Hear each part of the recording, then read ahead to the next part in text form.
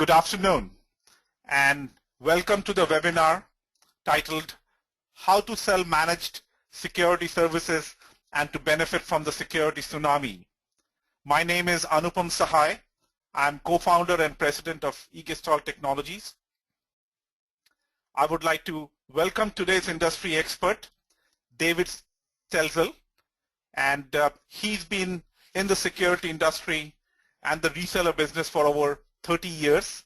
He's a strategic advisor, consultant, business coach, and also a speaker at various security conferences.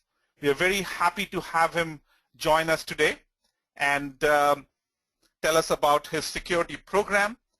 He's an author of 4 books, including The House and the Cloud and From Vendor to Advisor. And he's developed a sales program that has been found very effective to selling security products. So again, David, welcome to the session today.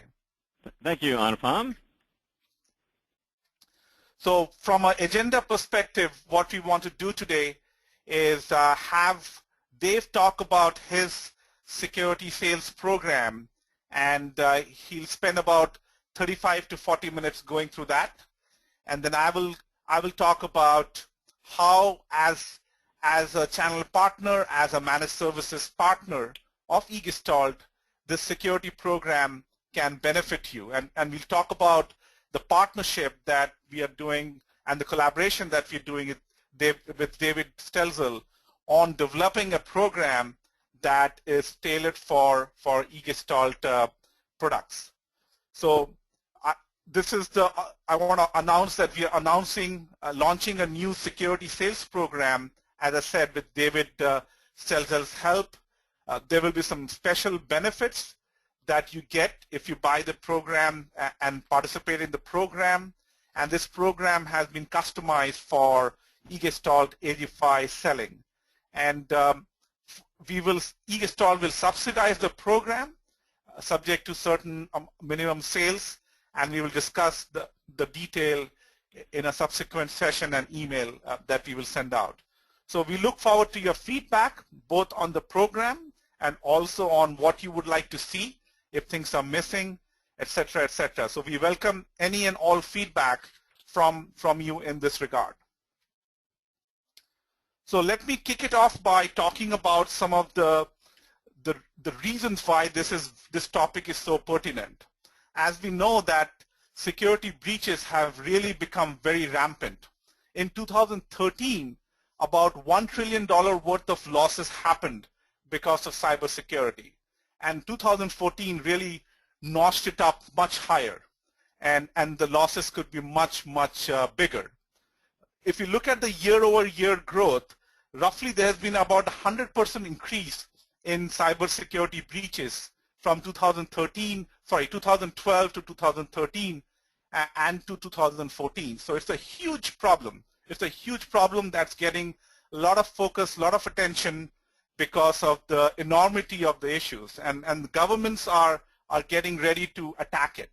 So not only small businesses, medium businesses, and large enterprises are affected by this. This has now become a nationwide call to ensure that everybody is secure. And the U.S. Senate is looking into some regulation to ensure that security monitoring becomes an important and mandatory requirement for all businesses. So the challenges that we face as an industry, as a vendor, is huge. The breaches are really now not only being very well organized, they're run by not only just rogue groups, but there are nations involved in cyber breaches. And while this is a huge problem, this also presents a huge opportunity for folks like us who build security products and also sell security. So it's important that we kind of seize this opportunity in the most effective manner to be able to communicate the value that putting together a security program can bring about. And so this webinar topic is very pertinent. I just want to highlight some of the biggest data breaches. If you haven't seen this site, I would encourage you to look at it. This is a visualization of all the breaches that have happened over the last few years, and this is pretty much updated on a regular basis. So on the left-hand side, you have a timeline of breaches that are happening, that have happened. The size of the bubble is giving you an estimate of how big a breach it was it in terms of number of records.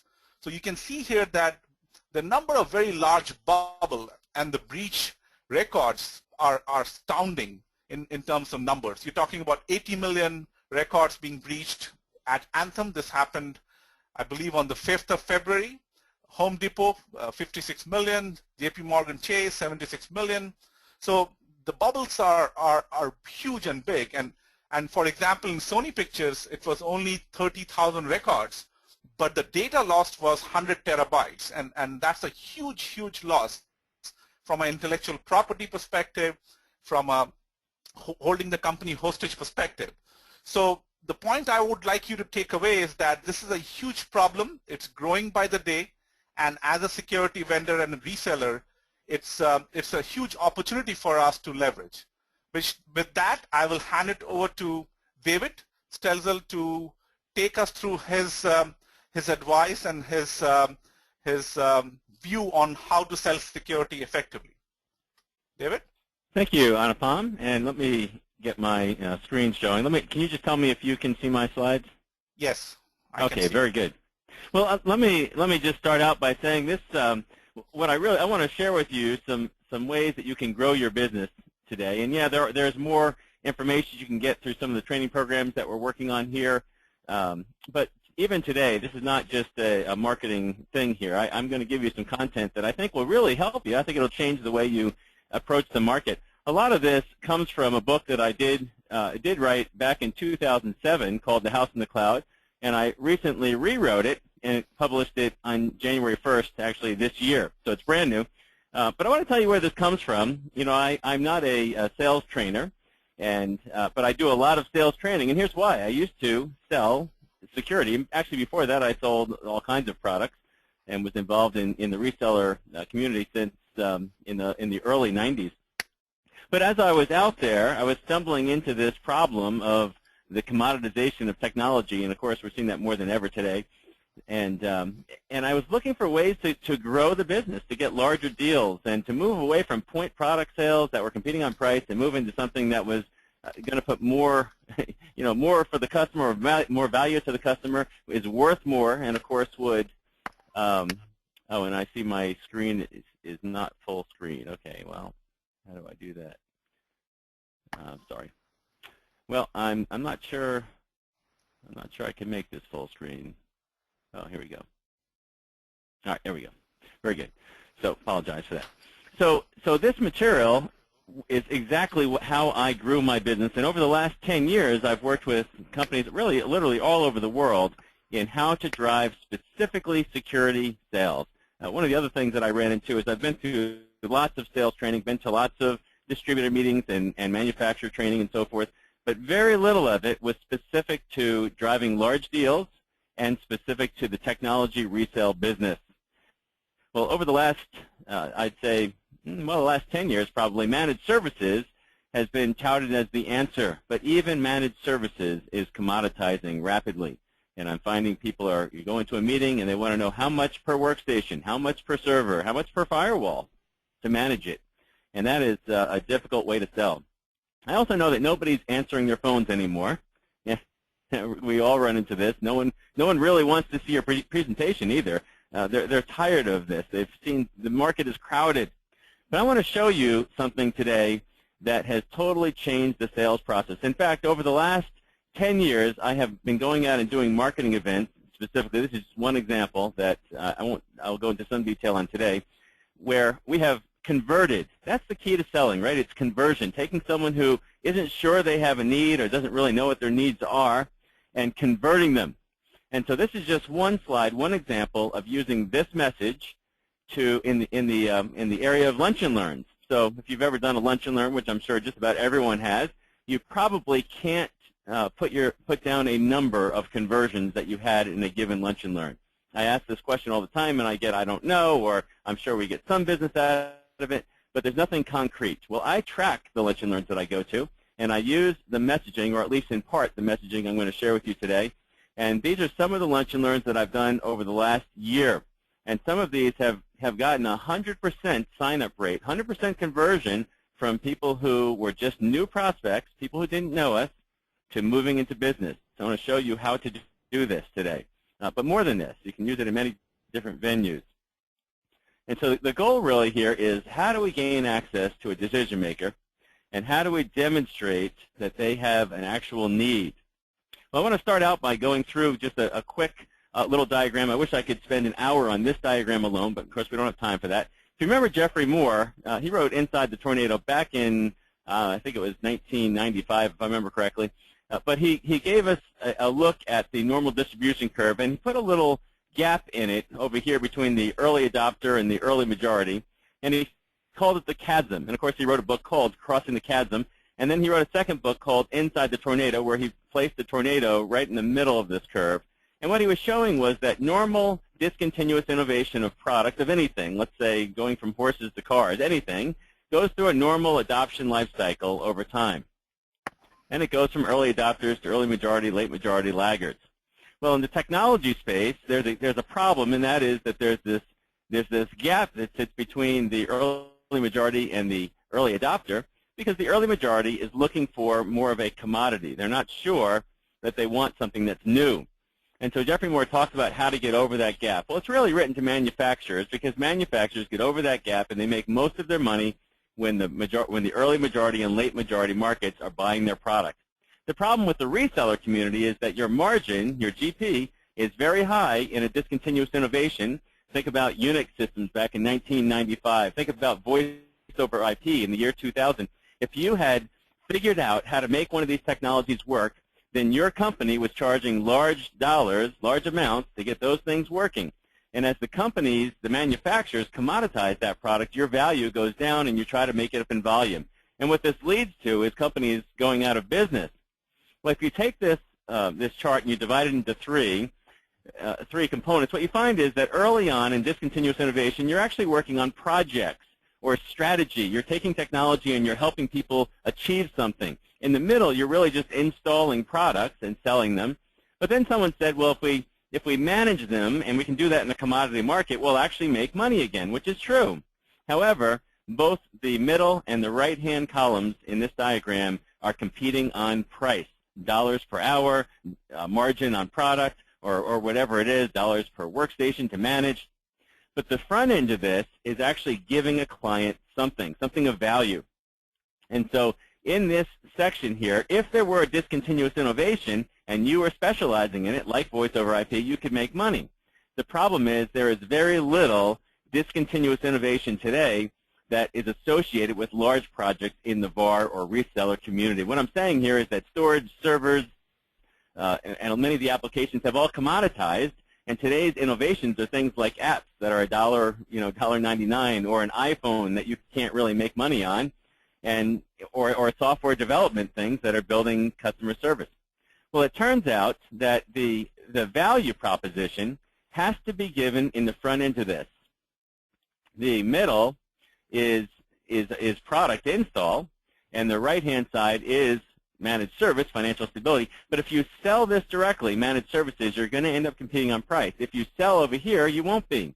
Well, how do you move everything back over here? And that's what all of this house in the cloud stuff was developed for. It was using something that everyone needs. And it turns out that everyone needs four things, one of four things. And here they are. They need a return on investment. They're interested in profitability. They need to build operational efficiency. They need to create a competitive advantage. And they also need to mitigate risk, reduce risk. Well, if you look at these four things, these are the only four things that a company really invests in. Now, I'm not talking about an IT person because they don't really care about all this, but neither do they have a budget. The people who create budgets and spend money are the people who are interested in these four things, and that budget is handed down, perhaps, to an IT organization. But if you can get to the asset owner, if you can get to the person who cares, there is one out of three of these that sells the fastest, and that one is security. It's risk mitigation. Now, I discovered this back in 1995. It was true then, and it's true now. And I know it's true because every day I read the Wall Street Journal, and every day there are articles about security. There's also articles about big data, mobility, and collaborative technologies and things like that, cloud technology. However, those things come and go. But security is there every single week. And when I go out and do a lunch and learn, I can get an audience of 20 or 30 executives to come out if I advertise not products, not storage, not voice over IP, but something around security trends and security strategy. How do I keep my data safe? This is top of mind. In fact, Gartner Group just had a big CIO conference out on the West Coast a couple weeks ago, as reported in the Wall Street Journal. Security was one of the top 5 issues that they are focused on. That's where the budget is. That's where people are concerned, even in the small market today. Now, specifically, what do they need to know? What do they need from you? And I want to show you a very simple diagram. I recommend you write this diagram. Just jot it down. This is exactly what an executive or a business owner in the SMB market needs from you. They need to understand what their risk is, impact versus likelihood. Now, this diagram, a very simple diagram, represents how you measure risk. The problem is most of your competition, if they're selling security at all, and they're trying to create justification, they're doing it based on impact. In other words, they're saying, well, there's big impact if you lose this, if this gets corrupted, if hackers come in and steal this, you're going to be in trouble. And, of course, the business owner or the CIO or whoever it is you talk to is sitting there saying, well, that's important, but we don't have it in the budget, or it's not in the budget this quarter. And so it can wait. Well, the reason it can wait is because nobody has delivered a likelihood measurement. And without likelihood, you have no measure of risk, no justification. But if you can show somebody something that's high impact, and they probably already know that, you could ask them, what's high impact? And they'll tell you. But if you could show them the likelihood that that's going to happen, here's how the Wall Street Journal says it. They say executives or board members or business owners need to know what are the critical assets, in other words, what critical data exists or critical applications the company cares about. What are the top 3 to 5 things that would create that impact, and what's the likelihood or what are the odds that they'll actually happen? And if you could measure that for me and show me the trends up or down, then I could make a decision, a wise decision. This is intelligence, and this is what the reseller needs to provide for them. Now, let me continue on and mention a couple of things about this person you're talking to. It could be a CIO, it could be a business owner if you're in the SMB market, so I don't really care who this person is, but they're over the technology decisions. And there's a critical change happening in the market right now, and that is that the old view of technology was operational. What technology do we need? Oh, we need workstations. We need an accounting system. We need whatever we need, disk space, email. And on the other side, though, what's happening now is a bigger focus on strategy, on business development, on growth. Now, if we look at the operational side, we're talking about employees, infrastructure, what products to use, and all that sort of boring stuff. That's the old DP model. But the new model is looking at technology from how do we use this to create brand? How do we create customer experience? How do we generate sales and marketing? This is what Amazon.com is doing. They're taking technology and they're completely changing the way we act and interact with an organization. It's customer experience. And this is where the future is. Now, while this is happening, there are all these kind of pressures that are against that person, the cost of implementation, the compliance issues out there, talent acquisition, who knows how to run all this stuff, what's my competition doing, and of course, is my data secure? Meanwhile, all the end users are clamoring for cloud apps, big data analytics for intelligence, mobility, it's social media, social business. And this is a very confusing issue. Now, our job is to help them through that and to help them see what things are urgent. And I want to pose to you kind of a revolutionary idea here. If we could stop thinking about the product and start thinking about marketing and selling and consulting and showing someone. The marketing piece is persuading. It's getting the attention of those people and showing them that we have something that could change their life. Number 2 is the selling process, where we take them through a process of education.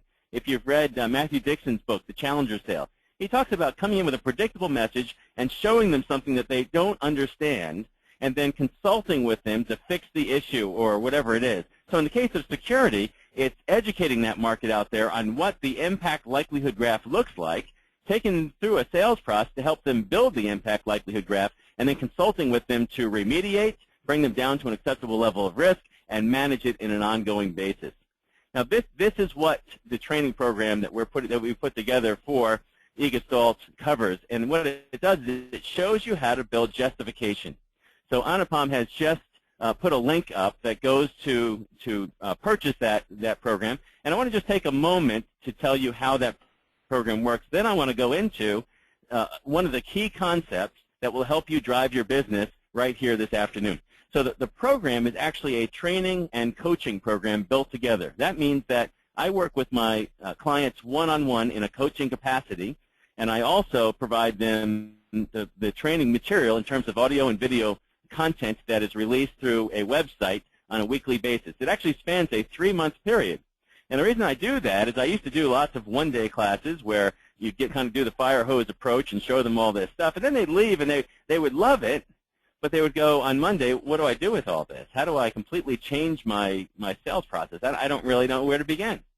And so by building it out over 3 months and releasing that content each week and setting up coaching calls each month with the individuals that go through it, I'm able to take that material and customize it to that individual in the coaching sessions while giving them the recorded material that everyone would get in a fashion that they can do kind of at their own pace.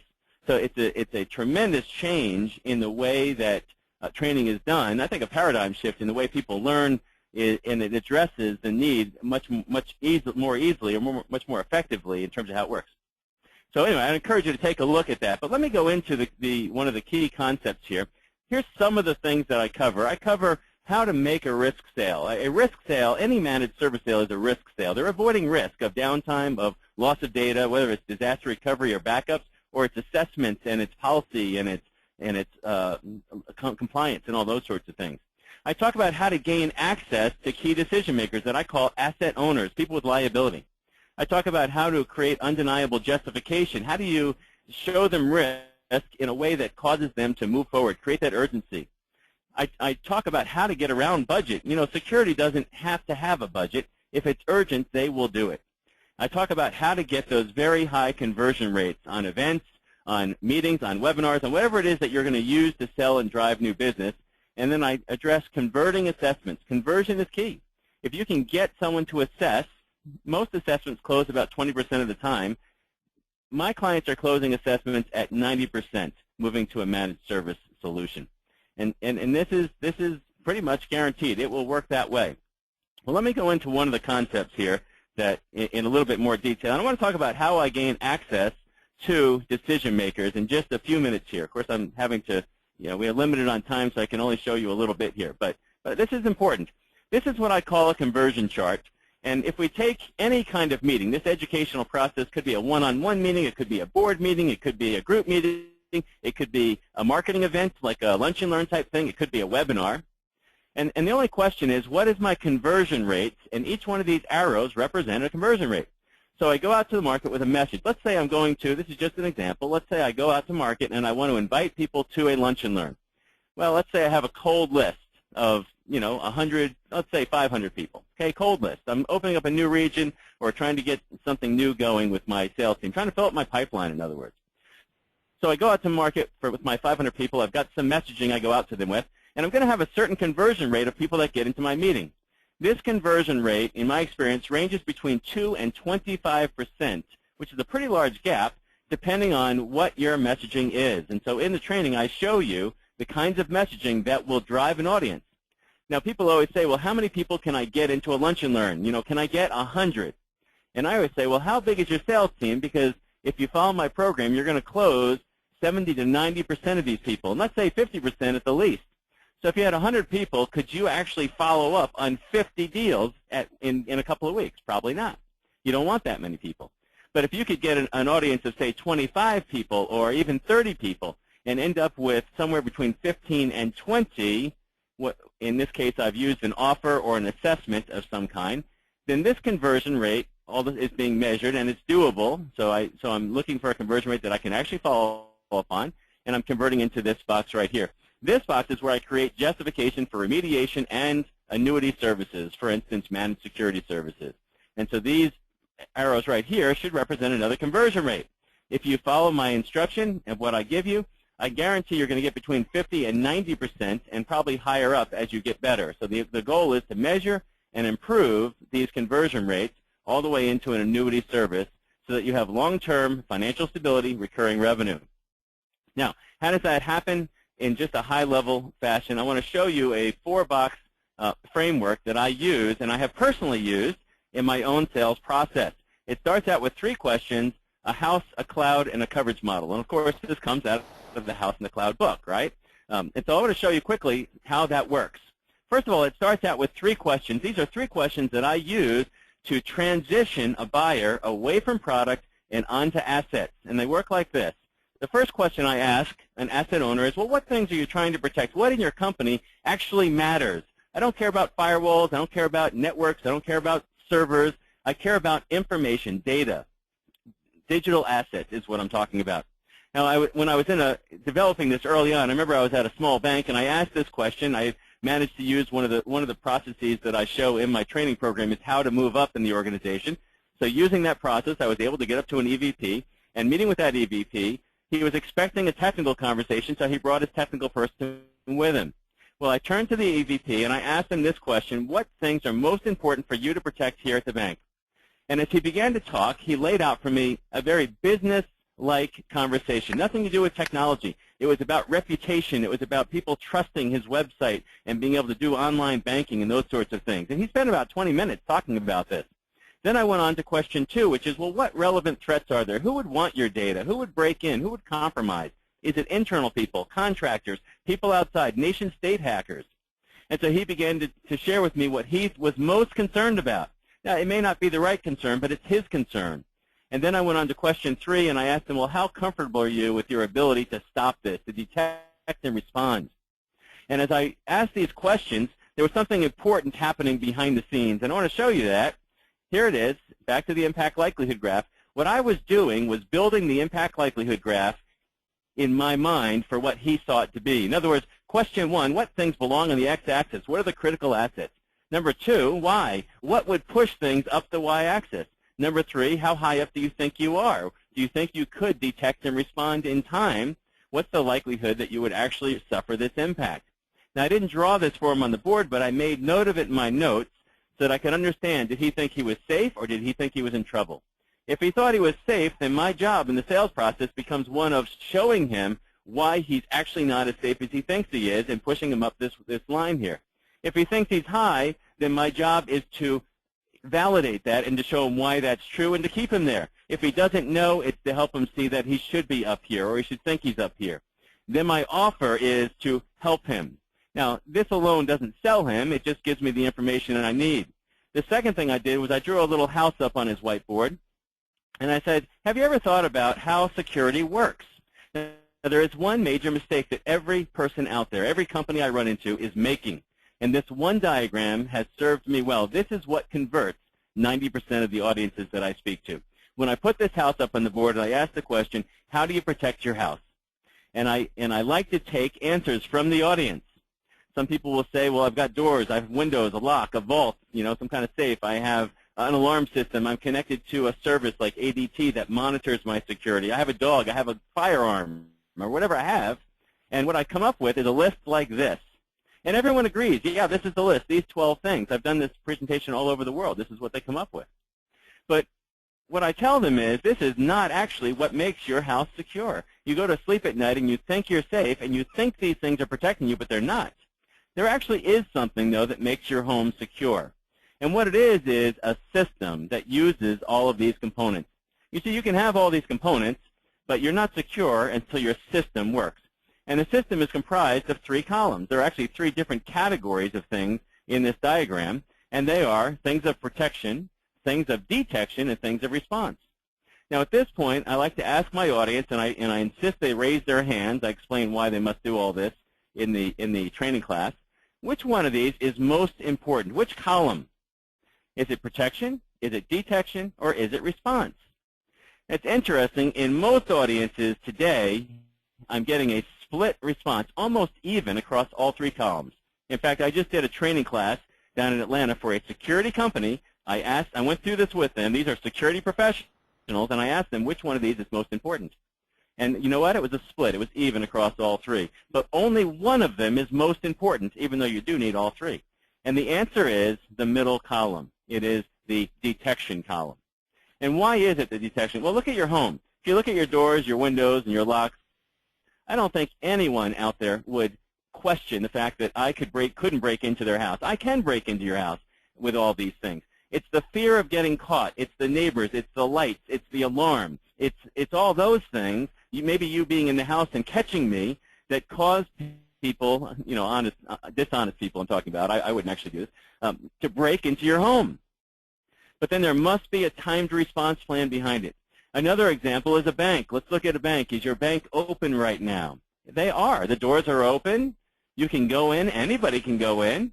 So what's keeping the money? In fact, the vault is open in banks. I recently spoke to a bankers association. The bank vault is open. It's open all day.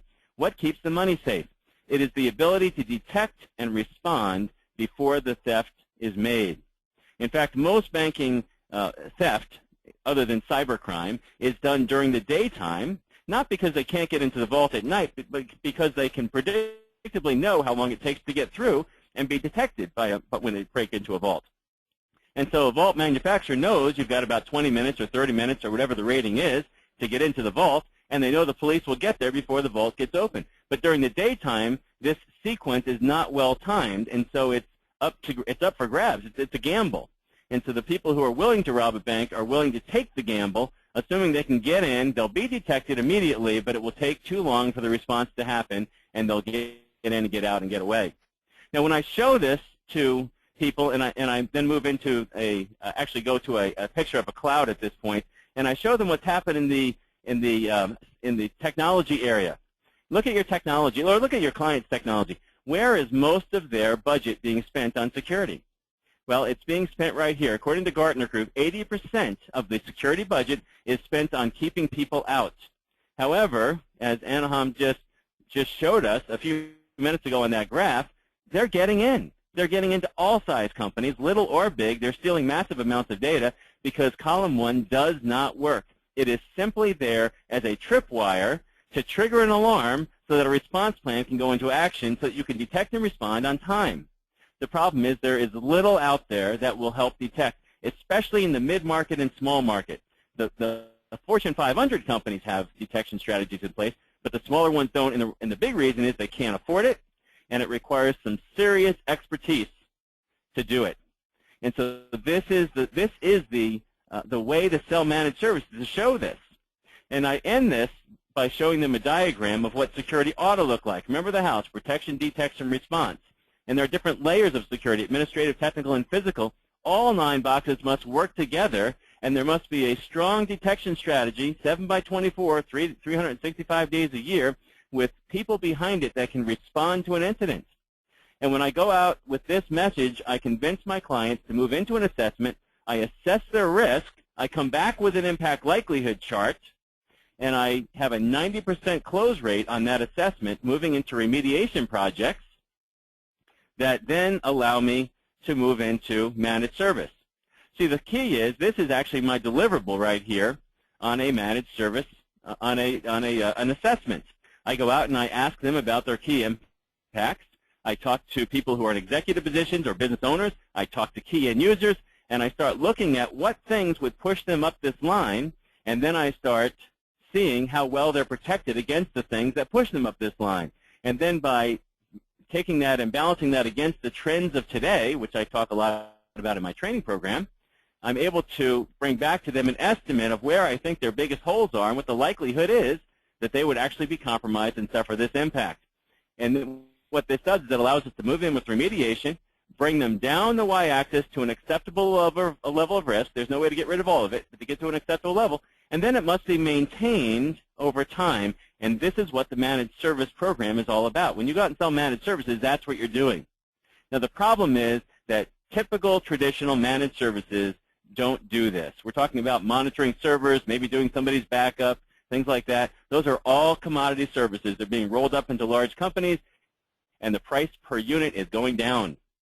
The key to building this business in the future is learning how to assess risk, remediate somebody's environment, help them get their compliance and policy strategy together, have an ongoing assessment process going, and then move them into a service of managing their risk, maintaining an acceptable level of risk by monitoring, detecting, and responding over time. This is high-value service, And in my opinion, if you look at the reseller industry today, with cloud technology coming along, workstation sales and other hardware sales going down, according to Forrester Research, security is going up, according to Forrester Research.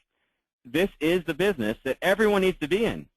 But if you don't approach it like this or somehow like this, you're going to end up in a commodity business competing on price and potentially out of business.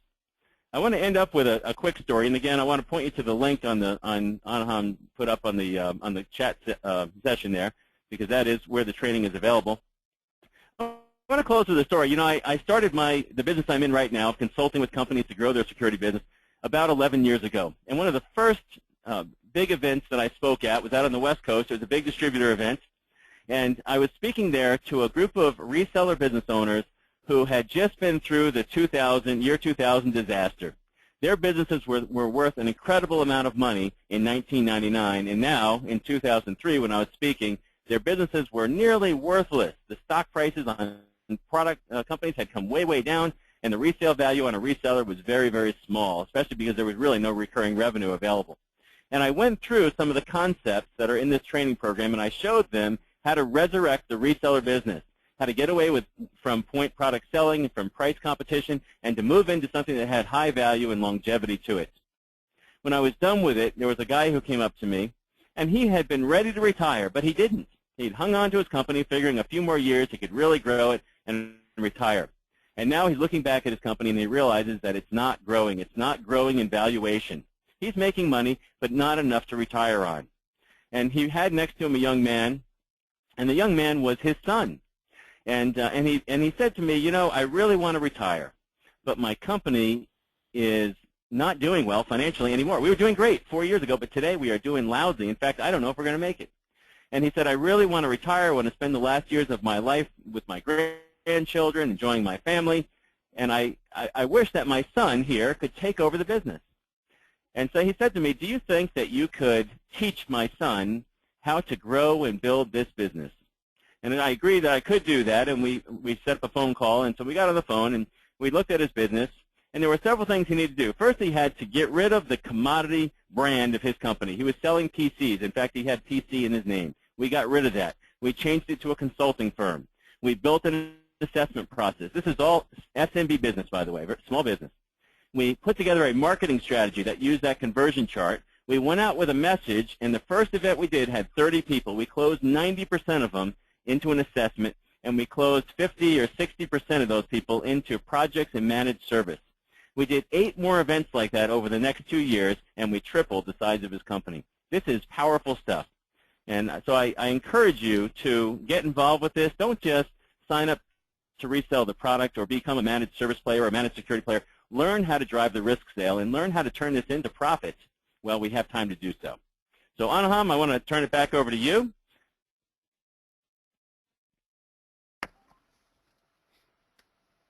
Thank you, David. So yeah, so protect, detect, and respond are the key phrases that I think what you've heard, and David in his program goes into a lot more detail to materialize and to convert these into selling techniques. So I would encourage you to check it out and undertake the program. So carrying on from there, where we talked about all the big issues that are looming, the concerns that is there in the industry in terms of security programs and why it's not working. From a technology and product perspective, what we find is that there is a lot of confusion. This is what David was also saying as to what should be the key lead, what should be the spearhead when you're talking to customers, when you're talking to selling solutions, what should be the spearhead in the conversation, and whether it's security, risk, or compliance, which frameworks are needed, and the challenge is that there is too much confusion out there, and there are too many solutions that do piecemeal part of the whole big solution that's needed, which is protect, detect, and respond. And to automate all of that is needed. What is needed is really a unified approach to solving the problem, to looking at the problem. And of course, there are skill level gaps as well, where not only you're not able to sell the solution, but how to defend it, how to operationalize it. So all these are issues that are making the current security programs from failing. And security expertise, again, is something that businesses are building up. And the real irony here is that market research has shown that most of these attacks, if not all, can be prevented and by simple controls, only if you know which programs and which security functions to deploy. And so this was really the background, what motivated us. This was 5+ years ago when we decided to jump into security. At that time, cloud was still in its infancy. It was a buzzword. And the security technologies were about 10+ years old. And what we have built is a unified security and risk management solution that looks into security and risk in a very unified manner. You don't have to deal with multiple solutions. It's all integrated.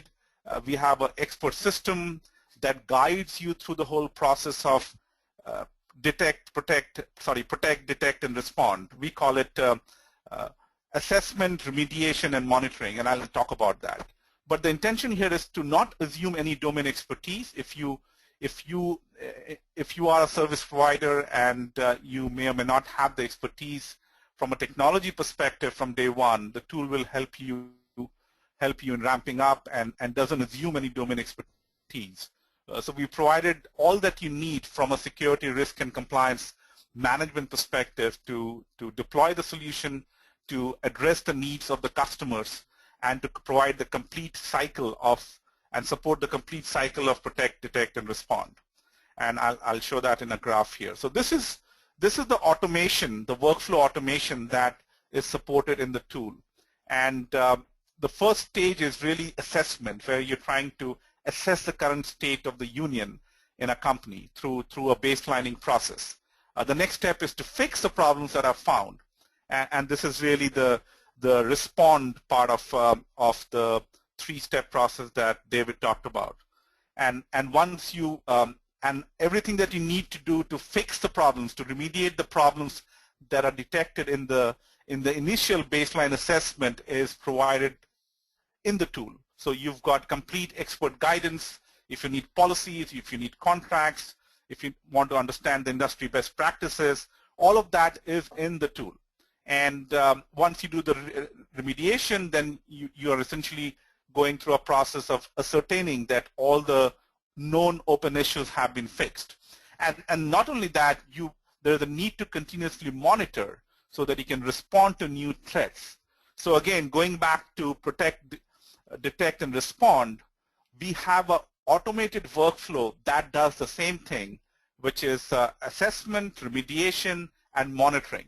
And that's why we felt that what David is talking about in his security sales program really dovetails very, very nicely with what our solution does, what Aegify does, and hence the collaboration, hence the joint sales program, we believe, which will be very effective for all the partners to undertake, and thereby you can map the Aegify functionality from a security, risk, and compliance management into the framework that David is talking about, where you're really starting the conversation from a security and risk perspective.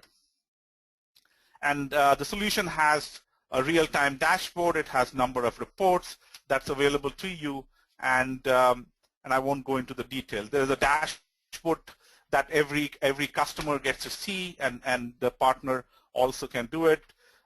They can also see the current status. They can use the web browser to manage their customers. They can collaborate with their customers. So it's a managed services platform that, as a partner, you get, which allows you to create your customers, provision your customers, and manage and monitor your customers. And not only manage your customers, but the entire process of protect, detect, and respond is available through this administrative console that you as a partner will get when you offer managed services. And we have the complete risk management model. So the likelihood impact is an integral part of any risk management framework. and the tool provides you with an automated means of assessing the threats, the vulnerabilities, and the likelihood and impact that allows you to understand what's the current risk exposure for businesses. And so doing this in an automated fashion so that you can have that conversation and detecting it very easily is really part of the endeavor that Aegistalt Aegify tool does.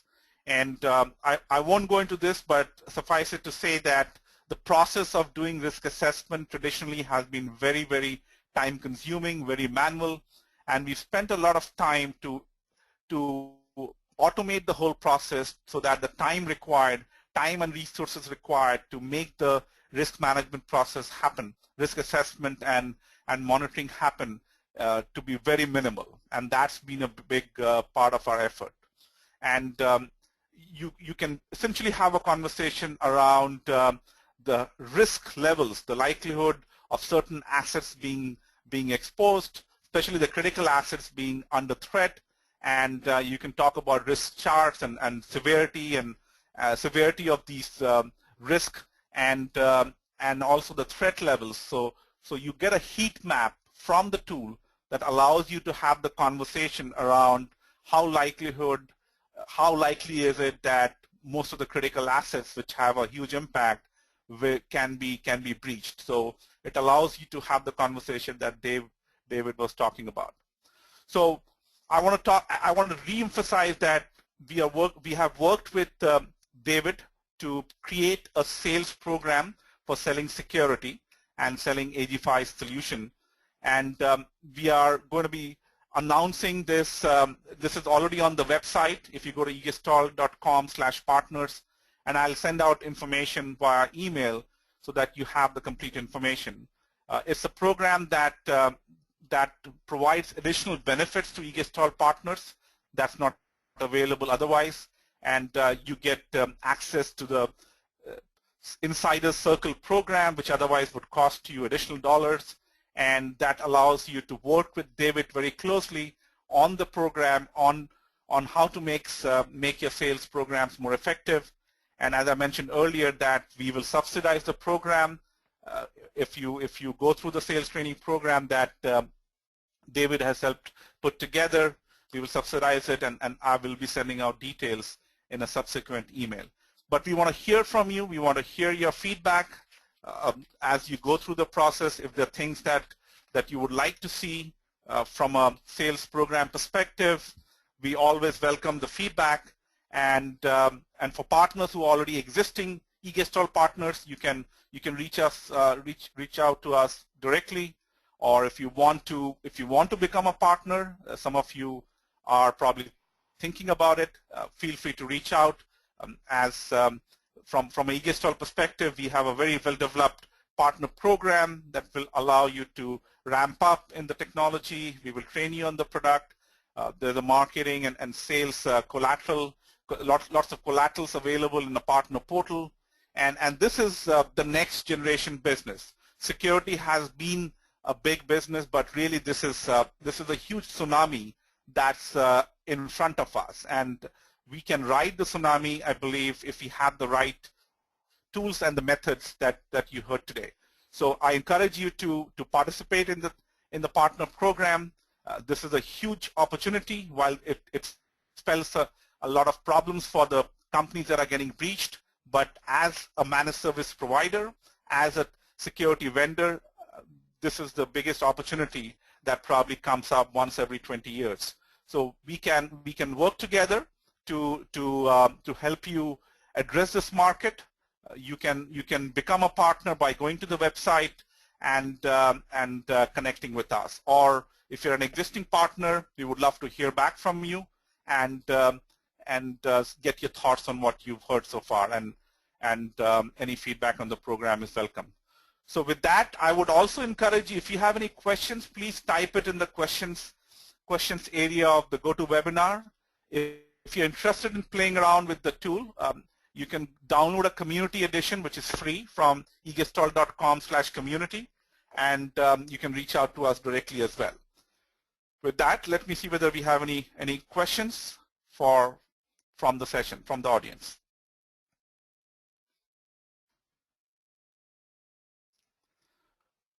So the question is, will we have the slides available on the webinar? Will this webinar be available? Yes. This webinar is being recorded, and a recorded version will be available on the website for your playback. Please type in your questions in the question area. If you have any feedback, any questions around this, that would be very appreciated.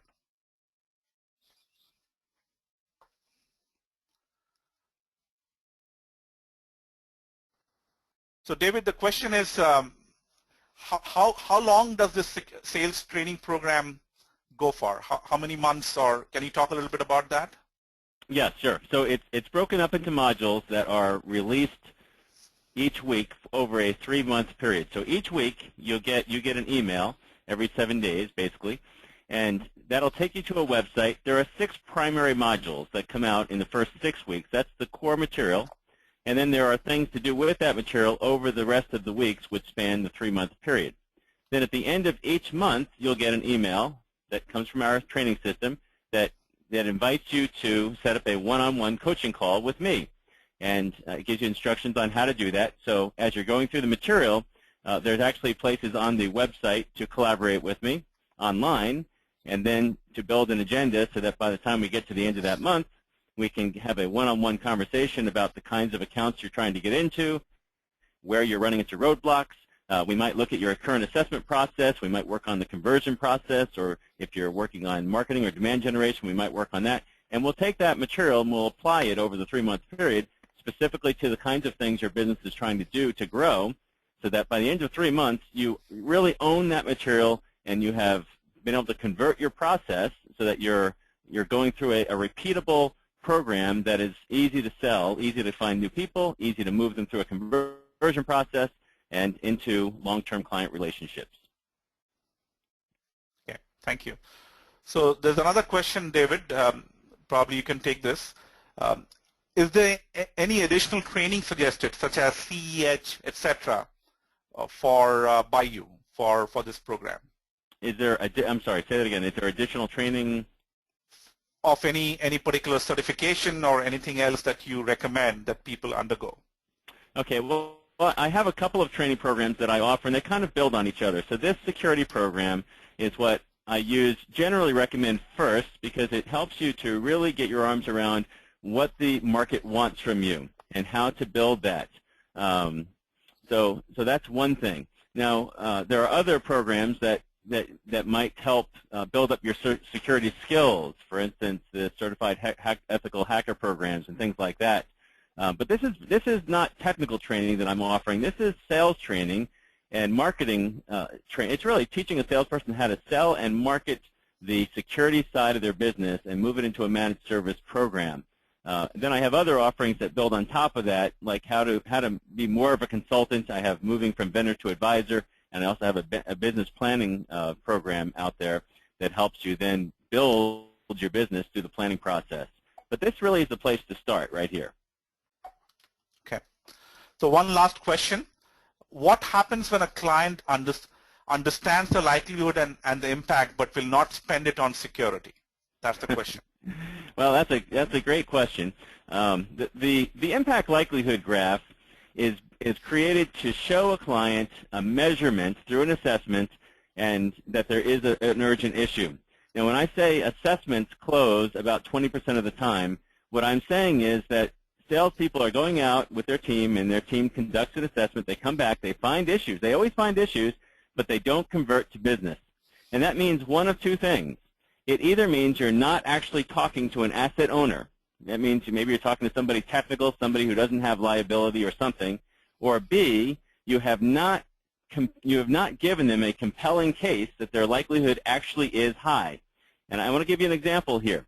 If somebody told you that you were on the verge of having a heart attack, and it was somebody, and it wasn't you, it was somebody out there was on the verge of having a heart attack. If you didn't know that person or you didn't really care about that person, you probably would just ignore the thing.